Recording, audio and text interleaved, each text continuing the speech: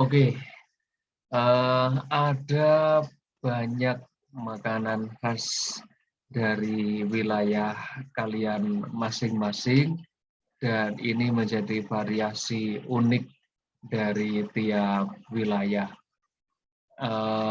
Yang kita bicarakan kemarin ini masih bentuknya adalah makanan khas dan keunikan dari makanan khas di Nusantara itu adalah sesuai dengan adat budaya tiap wilayah masing-masing. Teman-teman, kalian sudah, kalau kalian melihat gambar-gambar yang ada di depan ini, saya pun ada yang tahu, ada yang tidak. Mungkin di antara kalian ada yang mempunyai makanan khas dari beberapa contoh gambar yang ada di depan ini. Ini makanan khasnya siapa begitu?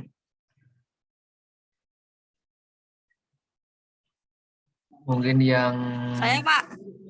iya Sisa, yang mana makanan khasnya Sisa?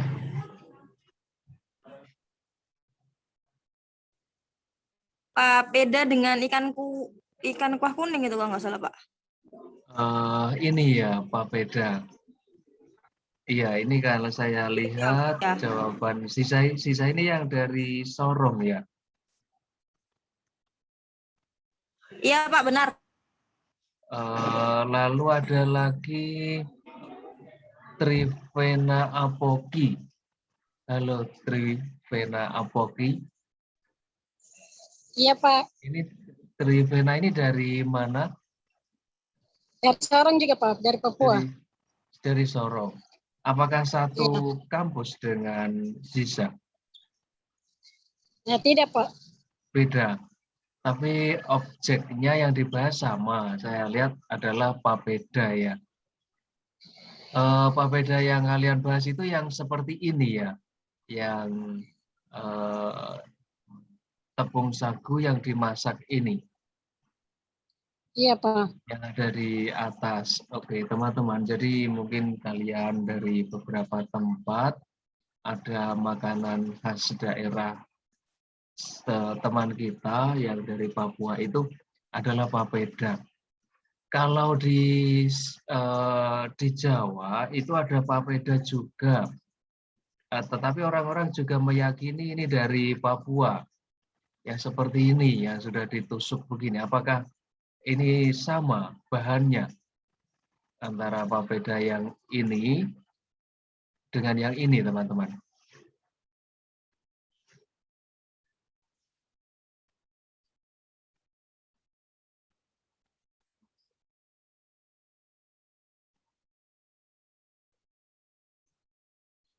Kalau ini adalah papeda juga penyebutannya. Jadi ada dua papeda. Mungkin bisa berbeda, mungkin bisa juga sama. Lalu kalau dulu saya sering bercerita tentang lontong kupang dan lontong balap, itu ada seperti ini teman-teman, yang di pojok kiri bawah. Ini adalah lontong balap dengan toge. Kalau lontong balap itu karakternya itu banyak toge, banyak kecambah, dan yang ini adalah lontong kupang. Ini banyak kupang atau kerang-kerang kecil. Kalau kerang agak besar itu menjadi sate kerang seperti ini. Ini adalah makanan khas di Jawa Timur yang utara, di wilayah Sidoarjo, Surabaya, dan sekitarnya. Oke teman-teman, selanjutnya di sini ada Reddy kemarin. Reddy itu teman-teman nanti boleh memberikan untuk refleksi, teman-teman bisa memberikan komentar terhadap makanan-makanan khas dari tempat teman kalian, atau kalian boleh di dalam menjawab refleksi itu kalian cari makanan khas dari suatu daerah, lalu kalian berikan komentar. Begitu, itu sudah menjadi jawaban refleksi.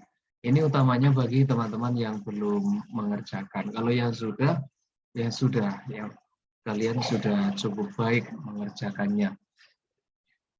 Ready ini membahas tentang lemah kuning. Ini sebenarnya sudah sempat saya bahas, yang berasal dari Pulau Bangka. Campuran air asam dan ikan tongkol, ikan kakap yang kemudian dimasak. Kalau Bu Menteri Bu Susi itu sangat menekankan orang-orang Indonesia itu harus gemar makan ikan. Karena ikan ini adalah makanan yang sehat dan barangkali nenek moyang kita yang seorang pelaut itu, nenek moyang kita orang-orang pelaut itu mereka kuat karena makan ikan. Kemudian di sini ada kurnia. Mungkin orang-orang akan menyangka gambar awal dari tempoyak. Ini ada Kurnia Ramadina. Ada Kurnia ya saat ini. Kurnia di sini membahas tentang nama makanan khasnya adalah tempoyak dari Jambi. Di sini Kurnia, apakah Iya, Pak. makanan ini ada nasinya atau ini sayur semuanya?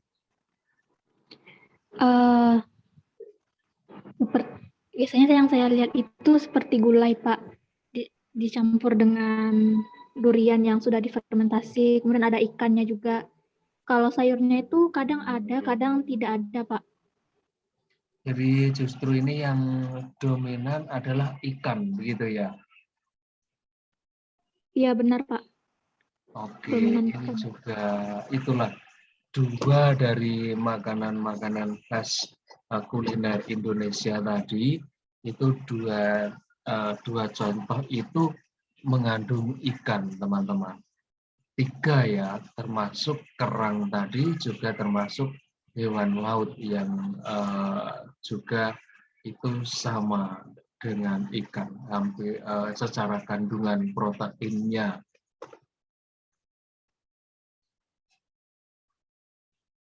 Lalu di sini ada dari Aceh, ini Adik Katul Jamilah, kuliner khas Aceh ini namanya memeh, makanan menyerupai bubur begitu. Warisan ini juga sudah dinobatkan sebagai warisan budaya tak benda Indonesia. Ini orangnya. Di Katul Jamilah sudah hadir.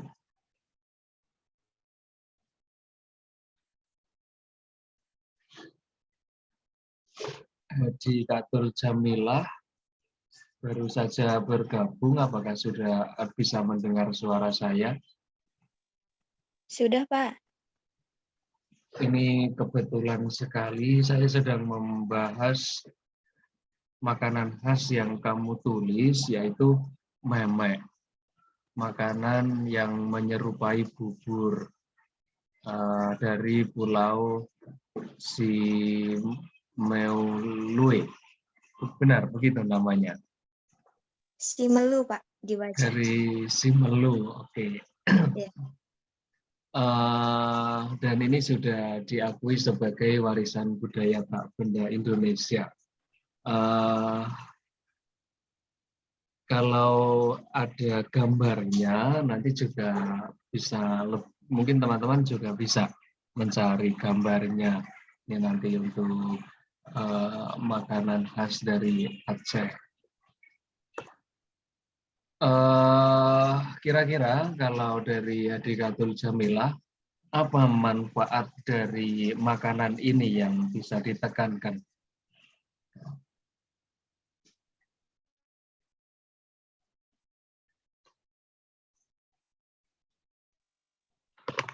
Manfaatnya kalau makanan meme ini biasanya Pak sebagai makanan pokok juga bisa Pak, kayak pengganti makan nasi karena di situ juga ada bahan-bahannya yang merupakan bahan pokok Pak.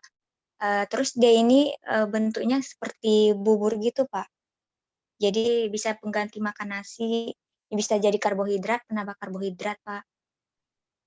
Jadi ini adalah fungsinya sebagai pembentuk tenaga di dalam tubuh seseorang karena ini adalah karbohidrat. Oke. Lalu ada lagi Amelia Novelia. Amelia ada, apakah sudah hadir juga di Zoom kita ini? Hadir, Pak. Oke, Amelia ini membahas tentang lidah buaya dan es tebu ya.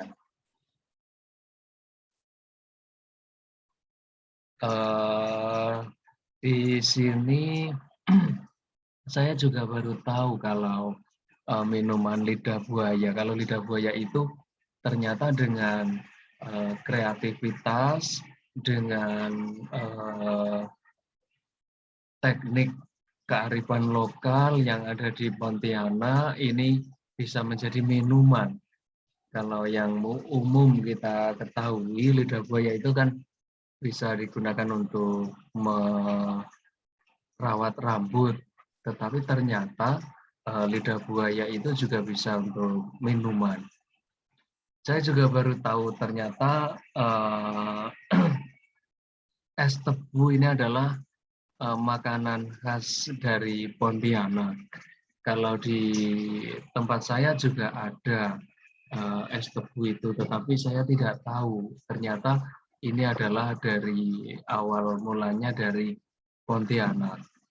Teman-teman, apakah di tempat kalian ada yang ada es tebu begitu di tempatnya siapa?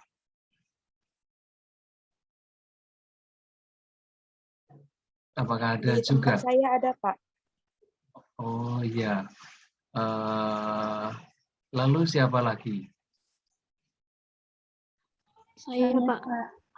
Ada ya, beberapa tempat ada. Mungkin kita tidak tahu bahwa ternyata es tebu ini inspirasinya adalah dari temannya Amelia Novelia.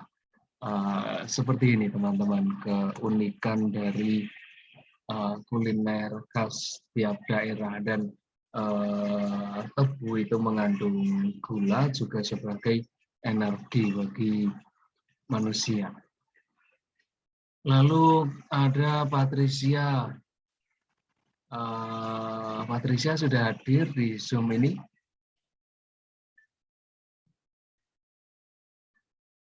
Dari Manado, ini bubur. Salah makanan khas Manado adalah tinutuan. Dan ini menjadi sebutan kota Tinutuan. Jadi ada makanan juga yang berupa bubur, kemudian ikon kuliner Minahasa. Dan ini beda dengan bubur ayam. Di sini Patricia mengatakan kalau mungkin di tempat saya ada bubur ayam, tempat-tempat kalian juga ada bubur ayam. Di tempat-tempat lain juga ada bubur ayam, tetapi tinutuan ini mempunyai karakter yaitu ada ikan asin, kemudian ada perkedel nike, ada perkedel jagung, ada sambal roa, dan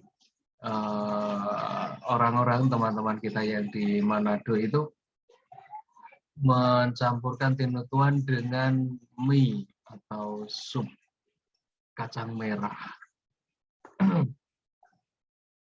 Kemudian ada Agatha, kemarin sudah sempat saya bahas, jagung bose, jagung bubur juga. Ini adalah campuran daging sei dengan ikan bakar. Daging sei itu apa, Atta? Itu daging saya itu sapi gitu loh, Pak. Daging asap gitu, daging sapi yang diasap gitu. Daging sapi yang diasap, oke. Ini juga kita bisa membayangkan ya teman-teman dari berbagai makanan itu kira-kira rasanya seperti apa begitu. Kalian bayangkan saja dulu. Dan ada lagi, ini tadi siapa ya? Temulawak Sani, ini tertutup gambar nih tadi, maaf. Temulawak Sani ini siapa yang menjawab?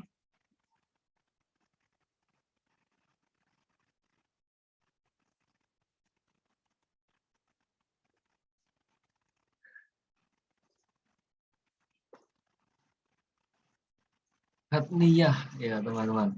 Hatniyah sudah hadir di Zoom ini. Sudah ada, Pak. Ya, ini minuman khas Martapura. Jadi Martapura itu, kalau mungkin teman-teman kenal, Martapura itu adalah kota permata, dan di Martapura ini ternyata ada minuman khas yaitu temulawak Sani, dan ini populer pada bulan Ramadan. Lalu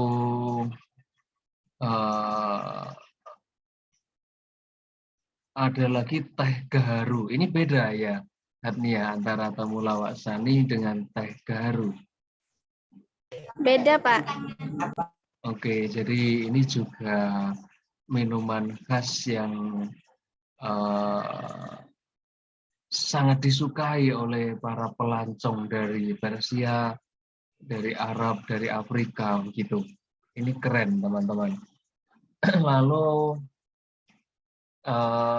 tadi kalau Ziza dan juga Trivena Apoki. Trivena ini saya memanggilnya apa? Nama panggilannya siapa? Trivena Apoki. Trivena saja, Pak. Trivena, oke. Trivena ini adalah papeda, makanan khasnya. Teman-teman nanti kalau makanan khas di suatu daerah itu akan beda sekali rasanya kalau kalian merasakan yang asli, karena kalau sudah berpindah ke tempat lain itu biasanya akan dilakukan beberapa perubahan, baik itu bumbu atau bisa juga perubahan berhubungan dengan bahan. Terkadang tidak tersedia bahan di tempat baru. Seperti itu, teman-teman. Kalian yang belum mengisi jawaban di kebinekaan atau di refleksi, silakan kalian isi, teman-teman. Saya akan buka semua kolom tugas itu sampai akhir bulan.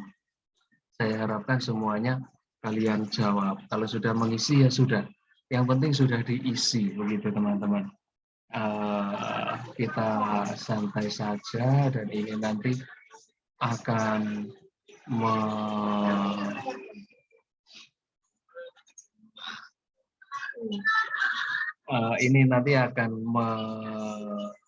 membuat teman-teman bisa berbagi pengalaman.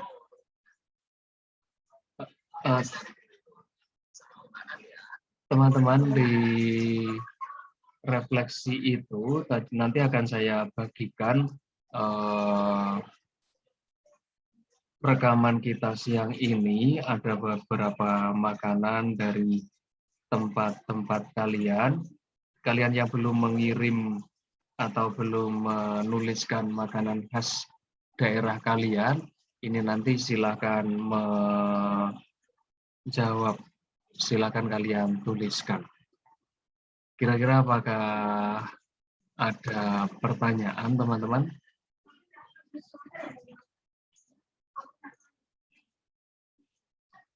Apakah kalian ada yang ingin bertanya karena Zoom ini tidak lama, sebentar lagi juga akan putus teman-teman. Untuk saat ini belum ada, Pak. Baiklah, lalu saya Permisi, bahas, Pak. ya silakan Trivena. Ya, Pak, ini mau tanya tentang foto yang apa bilang pakaian adat. Iya, Kirim, Pak. silakan boleh bentuknya boleh foto, bentuknya boleh video. Ketika kalian menggunakan pakaian adat, misalnya kalian bergaya seperti model juga boleh kalian, atau kalau misalnya yang ini tadi kenapa saya contohkan ini adalah ikat kepala adat di Jawa Timur yang dari Ponorogo. Kalau di pakaian ini juga bentuk salah satu instrumen pakaian adat teman-teman. Kalau di Pulau Jawa itu antara Solo dengan Jogja itu punya karakter berbeda. Ikat kepala atau penutup kepalanya. Jadi kalau di Solo itu bentuknya adalah seperti topi belangkon yang di belakangnya itu datar. Tetapi kalau di Jogja itu ikat kepala, tutup kepala juga yang belakangnya ada apa ini? Lingkaran, ada bundaran yang melingkar di sini. Kalau di Jawa Timuran itu di wilayah Jawa Timuran itu wilayah Sidoarjo, Jombang, Surabaya itu ikat kepalanya di atas itu terbuka. Kalau di Ponorogo itu ikat kepalanya atasnya tertutup, tetapi di belakangnya itu ada seperti bola yang lebih besar, bola lonjong yang lebih besar. Dan semuanya sebenarnya mempunyai satu kemiripan. Sebagai contoh seperti ini. Kalau bentuknya dari kain, variasinya tidak banyak, teman-teman. Kalau saya lihat antara orang di Jawa dengan orang di Lombok itu hampir sama juga cara memakai ikat kepala. Dan di sini juga kira-kira seperti ini cara menggunakannya. Kalau bentuknya dari kain, ini bisa hampir sama cara penggunaannya. Tetapi kalau bentuknya sudah di model jadi dari tempat pembuatnya, itu nanti akan bisa berkarakter yang berbeda-beda. Ini kalau Jawa Timuran itu seperti ini, teman-teman. Di sini itu ada seperti tanduk runcing begini. Kalau dan atasnya ini terbuka. Ini adalah karakter penggunaan ikat kepala yang model Jawa Timuran. Dan kainnya ini adalah kain model khas Ponorogo yang memilih warnanya itu warna hitam, teman-teman. Seperti ini, kalau bentuknya seperti ini adalah Jawa Timuran. Dan kalau ini nanti bentuknya berbeda lagi, ini bisa berbeda ya teman-teman. Kalau bentuknya tidak ada runcingnya atau tidak ada tanduknya, ini menjadi bentuk begini. Saya gunakan dari awal. Kalau di sini ada kain yang bentuknya segitiga. Ini kainnya bentuknya segitiga, lalu dia akan mengambil wiru seperti kipas, dan penggunaannya di Jawa Timur dan Jawa Tengah itu hampir sama. Hanya hasil jadinya itu yang berbeda.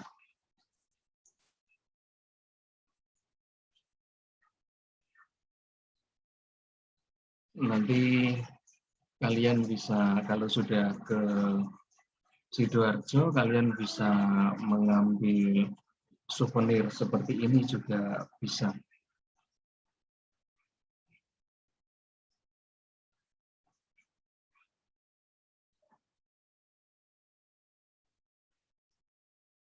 Nah, kalau tidak runcing atau menjadi bentuk, ini sebutannya adalah udeng. Kalau udeng itu yang berbentuk kain, kalau blangkon itu sudah berbentuk bahannya juga kain yang sudah dibentuk menjadi topi. Kalau modelnya seperti ini, bentuknya sudah tidak ada runcingnya, ini artinya adalah sudah menjadi pakaian atau ikat kepala adat di Jawa Tengah, utamanya di Surakarta. Kalau atasnya tadi ada runcingnya, itu adalah pakaian adat khas Jawa Timuran. Jadi teman-teman boleh memilih satu ornamen dari pakaian adat kalian. Misalnya Trivena memilih topinya saja yang akan ditampilkan untuk pemenuhan tugas kebinekaan, itu boleh. Kemudian misalnya Reddy mengambil selendangnya saja boleh, atau mengambil bajunya saja boleh. Kalau lengkap juga boleh. Sebenarnya tiap daerah itu pasti juga mempunyai pemaknaan, teman-teman. Kalau di Jawa itu pemaknaannya ikat kepala ini disebut sebagai udeng. Kalau udeng itu berasal dari kata mudeng. Mudeng itu artinya adalah paham. Jadi ketika seseorang sudah menggunakan udeng, itu seseorang itu dianggap atau mempunyai kewajiban untuk paham terhadap lingkungan sosialnya, peka terhadap lingkungan sosialnya, dan juga peka terhadap kebutuhan masyarakat dan bisa berbuat baik, berperilaku yang baik terhadap lingkungannya. Jadi salah satu pemaknaan atau filosofinya adalah seperti itu. Kira-kira begitu teman-teman. Terima kasih. Kalian nanti boleh memilih salah satu jenis pakaian adat di tempat kalian masing-masing. Waktunya sampai akhir bulan, dan nanti silahkan akan lebih baik jika kalian berikan tentang isi pemaknaan atau filosofinya. Tetapi kalau tidak pun tidak apa-apa, kalian cukup kirimkan gambarnya saja. Kira-kira begitu. Apakah ada yang ingin berdiskusi?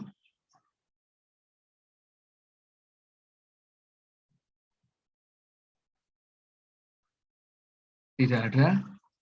Oke, kalau tidak ada ya sudah. Saya kira sudah cukup. Kalian periksa lagi padanya. Kalau ada yang belum terjawab, tolong dijawab.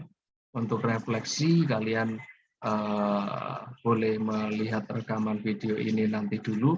Setelah itu kalian menjawab refleksinya. Terima kasih banyak atas kehadiran kalian siang ini, sore ini.